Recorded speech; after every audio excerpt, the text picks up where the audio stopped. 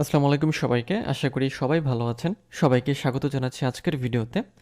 আমরা ধারাবাহিকভাবে YouTube marketing শিখছিলাম এবং ইউটিউব মার্কেটিংয়ের যে যাবতীয় যতগুলো বিষয় আমরা একটু একটু করে শিখছিলাম। আজকের ভিডিওতে আমরা ইউটিউব স্টুডিও নিয়ে বিস্তারিত কিছু শিখব। ভিডিওর মূল টপিকে যাব তার আগে যদি আপনি আমার চ্যানেলে নতুন হয়ে থাকেন তাহলে চ্যানেলটি সাবস্ক্রাইব করতে ভুলবেন না, আর যদি অলরেডি সাবস্ক্রাইব করে থাকেন তাহলে অসংখ্য ধন্যবাদ।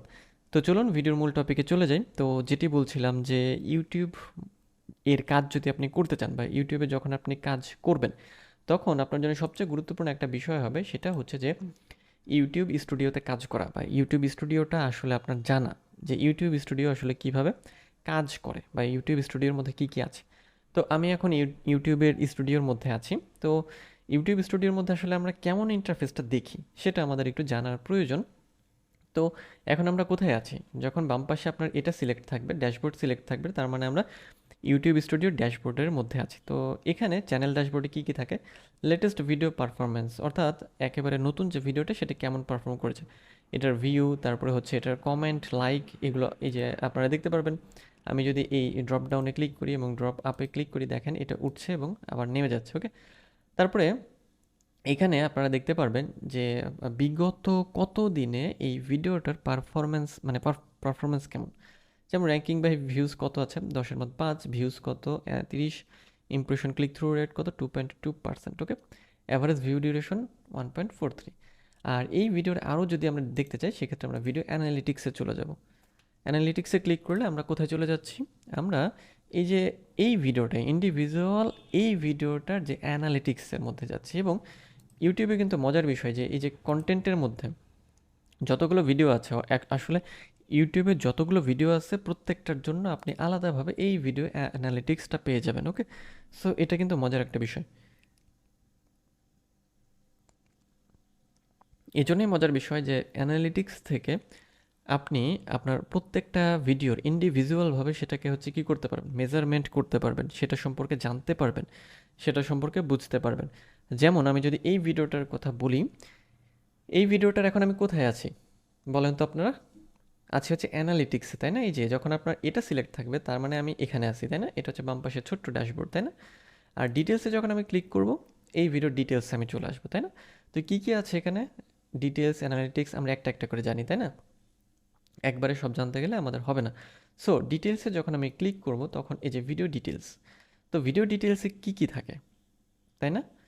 টাইটেল থাকে, ডেসক্রিপশন থাকে, এবং মজার বিষয় এই বিষয়গুলো কোথায় থেকে মানে আমরা পেলাম, আমরা যখন ভিডিও আপলোড করি তখন কিন্তু এগুলো দিয়েই হচ্ছে, মানে টাইটেল, ডেসক্রিপশন, ট্যাগ, এগুলো বা থাম্বনেইল, এগুলো দিয়ে আমরা ভিডিওগুলো আপলোড করি। যখন আপনি একটা ভিডিও আপলোড করলেন তার মানেই কিন্তু আপনার কাজ শেষ হয়ে গেল এরকম না। আপনার পরবর্তী কাজে ইউটিউব স্টুডিওর মধ্যে যাবতীয় কাজ, যেমন ভিডিওটাকে এসইও করা, ভিডিও ট্যাগটাকে ঠিক করা, অথবা যত রকমের কাজ আছে যেগুলো হচ্ছে ভিডিও অপটিমাইজেশনের সাথে যায়, সব আপনার এখান থেকে করতে হবে। এবং আপনি প্রত্যেকটা ভিডিও একটা একটা করে এসইও করতে পারবেন। বিভিন্ন মার্কেট প্লেসে আপনারা কিছু কাজ পাবেন ইউটিউবের, যেটা ইউটিউব মার্কেটিংয়ের মধ্যে পড়ে, সেগুলো হচ্ছে ভিডিওগুলোকে এসইও করা। অনেক ক্লায়েন্ট থাকে যারা কী করে, অনেক ক্লায়েন্টের ক্ষেত্রে তারা মানে বিষয়টা এরকম যে তারা ঠিকমতো ইউটিউব সম্পর্কে জানে না, বা ইউটিউব মার্কেটিং কী বা ইউটিউবের ভিডিও এসইও করা হয় সেটা জানে না, কিন্তু আপনি তো জানেন।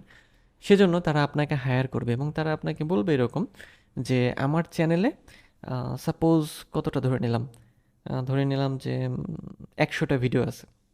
তো ওই 100টা ভিডিও আপনাকে সে এসইও করে দিতে বলতে পারে, এরকম কাজ হতে পারে।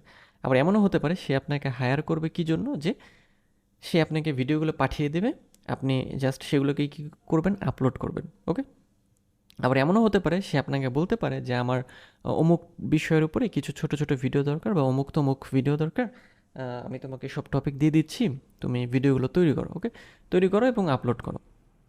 তো ইউটিউব মার্কেটিংয়ের বা ইউটিউব ম্যানেজমেন্টের যে কাজ, সেটা আসলে অনেক রকমের হতে পারে।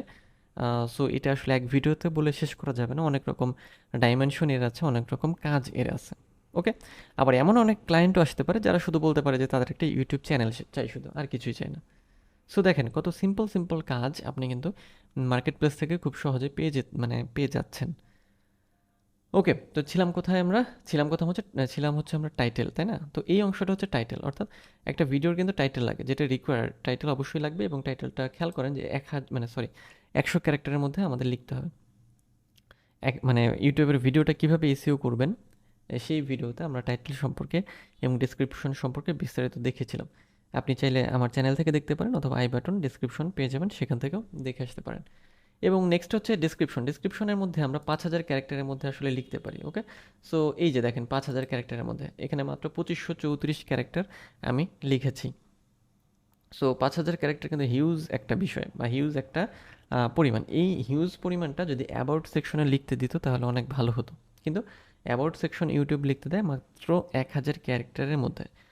যার কারণে কি হয় যে আমি আসলে কি লিখবো ওখানে আর কি লিখবো না সেটা বুঝতে অনেক সময় চলে যায়, বা আসলে সেটা গোছানোই অনেক মুশকিল হয়ে যায়।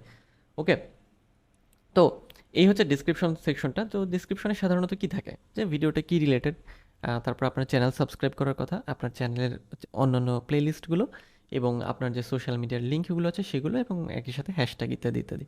ওকে, সো এই হচ্ছে ডিসক্রিপশন। তো এই ডিসক্রিপশনটা আপনারা দেখতে পারেন, এটা আমি হচ্ছে মানে একটা ডিসক্রিপশন এখানে সাজিয়েছি। আপনারা চাইলে এটার মতো করে তৈরি করতে পারেন অথবা নিজেদের মতো করেও কাস্টমাইজ করতে পারেন। নেক্সট হচ্ছে এখানে থাম্বনেইল থাকে। থাম্বনেইল আমরা যে কোনো সময় চেঞ্জ করতে পারি, যেখান থেকে 3 ডটে ক্লিক করে চেঞ্জ বা ডাউনলোড যে কোনো কিছু আমরা করতে পারি। প্লেলিস্ট সিলেক্ট করার বা চেঞ্জ করার অপশন এখানে আছে। এবং এরপরে কিছু বিষয় আছে, সেটা হচ্ছে এই যে এই ভিডিওটা কি মানে কিডসদের জন্য বা কিডসদের জন্য না, এই জিনিসগুলো আমরা সেটিংসে দেখে আসবো। এরপর হচ্ছে শো মোরে ক্লিক করলে আমরা কোথায় যাই, এই ভিডিওটা যদি পেইড প্রমোশনের হয়ে থাকে, অর্থাৎ আপনি যদি কোনো পেইড প্রমোশন নেন বা পেইড স্পন্সরশিপ নেন, সেক্ষেত্রে মানে স্পন্সরশিপ নিয়ে ভিডিও তৈরি করেন, সেক্ষেত্রে আপনি কী করবেন, তাহলে এইটাতে হচ্ছে টিকমার্ক দিয়ে দেবেন। অর্থাৎ my video contains paid promotion like a product placement, sponsorship or endorsement. Okay, আর যদি প্রমোশন না করে থাকেন, পেইড প্রমোশন না থাকে, সো তাহলে এগুলো মানে অন করার কোনোই প্রয়োজন নেই।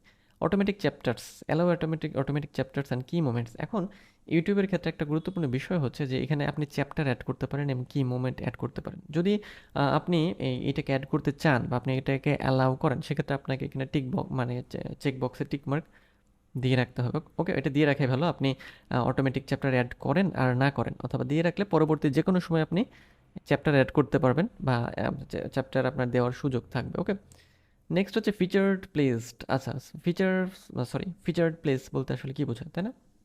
আচ্ছা, অ্যালাউ অটোমেটিক প্লেসেস, অর্থাৎ যে এই যে ভিডিওটা অ্যাকচুয়ালি কোথায় কোথায় হচ্ছে ইউটিউব শো করাবে।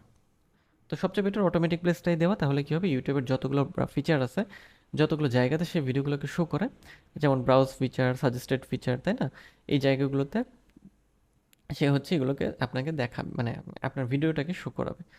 Automatic concepts. ওকে, সো কনসেপ্টসের যে বিষয়টা, অটোমেটিক কনসেপ্টসের যদি ধারণাটি বা এটা যদি আপনি অন রাখতে চান, সেক্ষেত্রে অবশ্যই টিকমার্ক দিয়ে রাখলাম।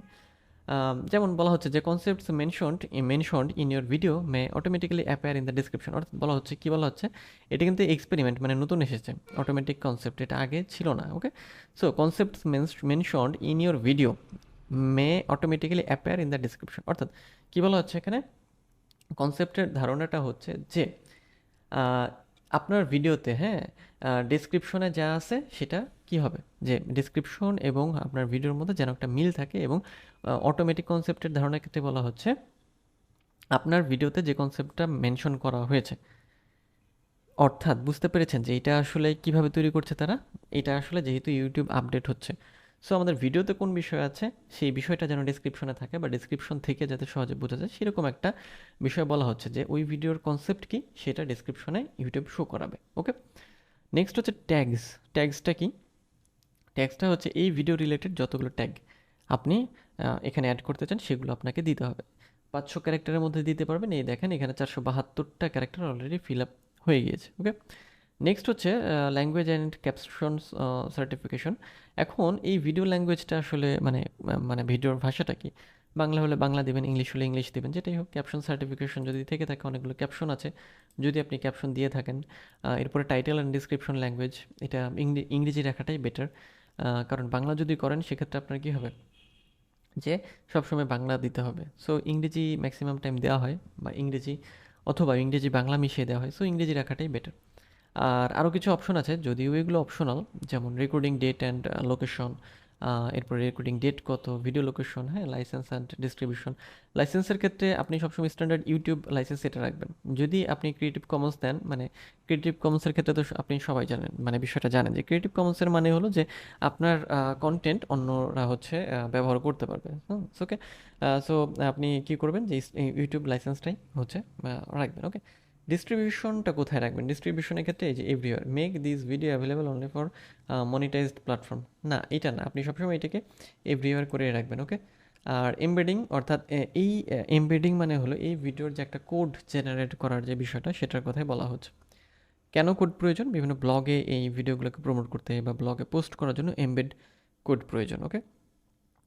আর রিমিক্সিং, শর্ট রিমিক্সিং, দেখেন যে এখানে আপনি যদি এই ভিডিওটাকে রিমিক্সিংয়ের জন্য অ্যালাউ করে থাকেন, তাহলে আপনি এটাই দিয়ে দিবেন যে allow video and audio remixing. এরপর হচ্ছে ক্যাটাগরি, ক্যাটাগরিটা গুরুত্বপূর্ণ।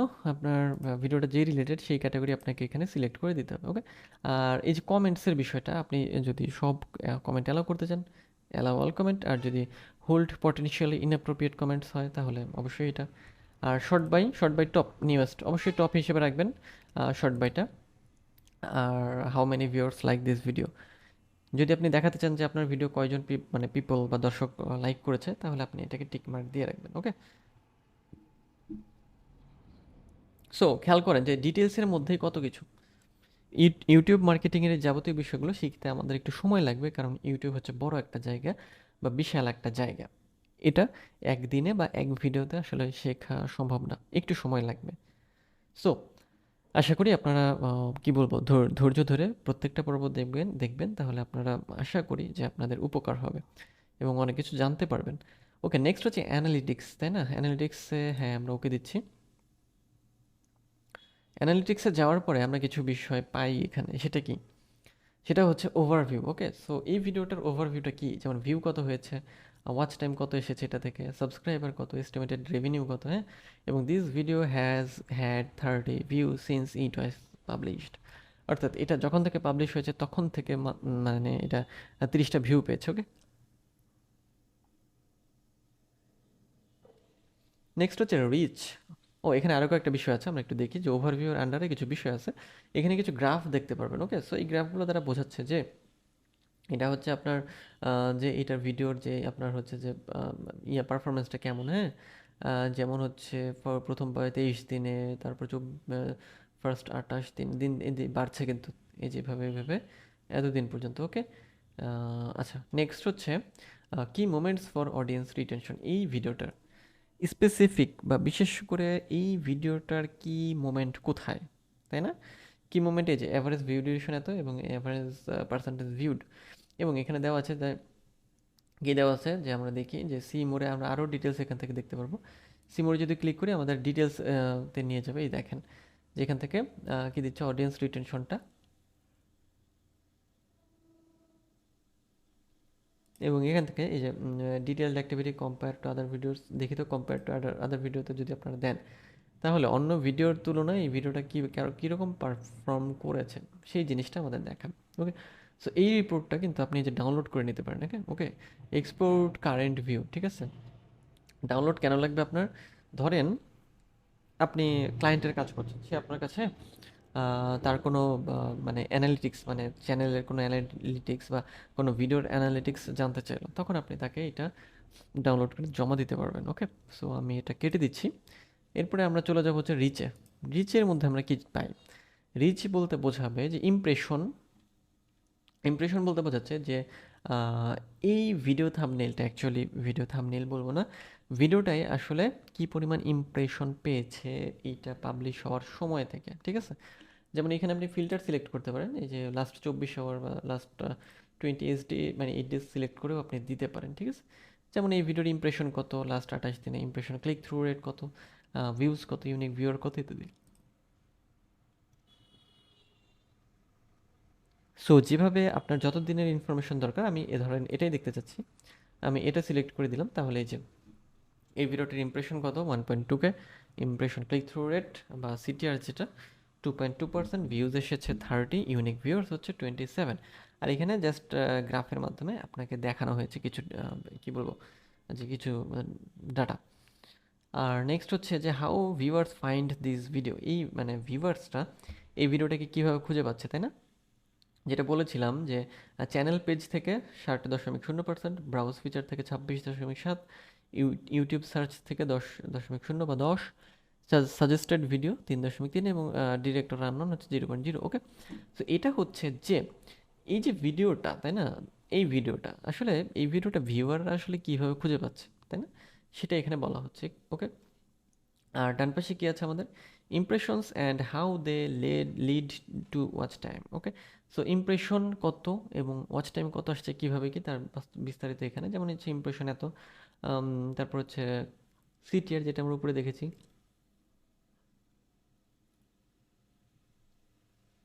এরপরে ভিউ ফ্রম ইমপ্রেশন আছে, ওয়াচ টাইম ফ্রম ইমপ্রেশন ইত্যাদি যাবতীয় বিষয় আপনারা পাবেন। এছাড়াও আছে হচ্ছে এক্সটার্নাল সাইট অর অ্যাপস। ওকে, এটা আমাদের লাগবে না সাধারণত, এটা লাগে না। Content suggesting this video content. Okay, proportion of your total traffic 3.3%। আচ্ছা, playlist featuring this video not enough traffic data to show this report, এটা দেখানোর জন্য প্রয়োজনীয় ডাটা আমাদের কাছে নেই। ওকে, আর এই পাশে বেল নোটিফিকেশন সেন্ট হচ্ছে কত, নোটিফিকেশন ক্লিক থ্রু রেট কত, 0%। এই বিষয়গুলো আপনারা এখান থেকে দেখতে পারবেন। ওকে, সো এই জিনিসগুলো সাধারণত বেশি লাগে না, লাগে মেইনলি হচ্ছে আপনার এই ওভারভিউটা, এই বিষয়টা লাগে। ওকে, সো আজকের ভিডিওটি এই পর্যন্তই। পরের ভিডিওতে আমরা এই অংশ থেকে জানা শুরু করব এবং বাকি অংশগুলো দেখব। তো দেখা হবে পরের ভিডিওতে, সে পর্যন্ত সবাই ভালো থাকবেন।